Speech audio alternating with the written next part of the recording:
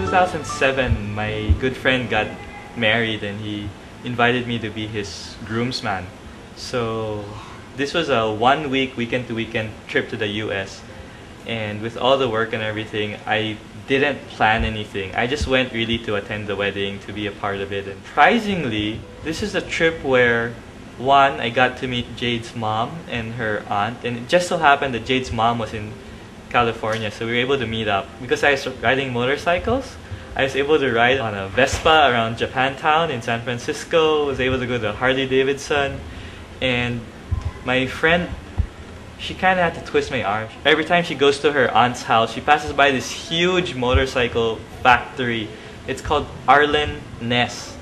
And when we walked inside, she goes in and goes, "Oh, let's walk around here." And I'm like, wait, there is a huge room full of beautiful custom motorcycle bikes, and like the cheap one is like $30,000. And my jaw just dropped, and looking at all the motorcycles, it was amazing. Although I had nothing planned, it is the most fun trip I had, and I felt that God was coming in and telling me, "Mark, you had nothing planned, but my plan is to bless you and to prosper you." And that is God reassuring me, "Go, court Jade, it's alright."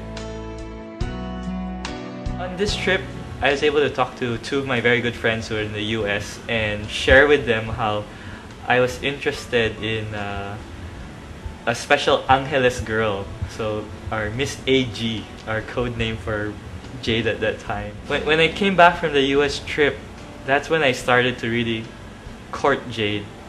And one of the things I feel that when you start courting someone, you don't give jewelry. But for some reason, I just kind of got obsessed that I had to get this cross necklace, a cross pendant. And this was something that I wanted to use to symbolize how we want to have God first in our relationship. Getting a cross pendant is something precious, something of value.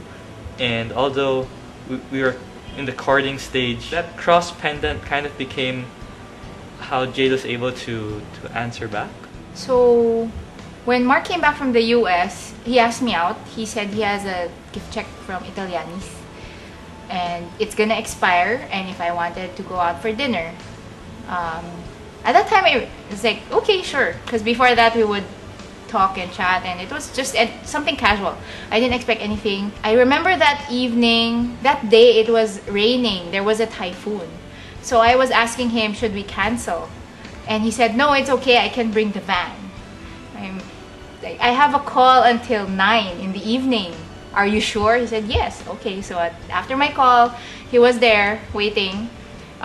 Instead of going to Italianis, he suddenly said, how about we go to Old Swiss Inn? I haven't been there for a long time. Yep. So we went there, we had dinner, just casual dinner. And when he was going to pay the bill, he said, can I ask for a favor? I remember, well, this is the only part I remember now. I just said, yes, sure, if I can do it, why not? And then he pulled out this pink box. I don't remember what he said, but it was the cross necklace that he got for me. And then 6 weeks later, I asked him to put the necklace around my neck, and I said yes. Yes.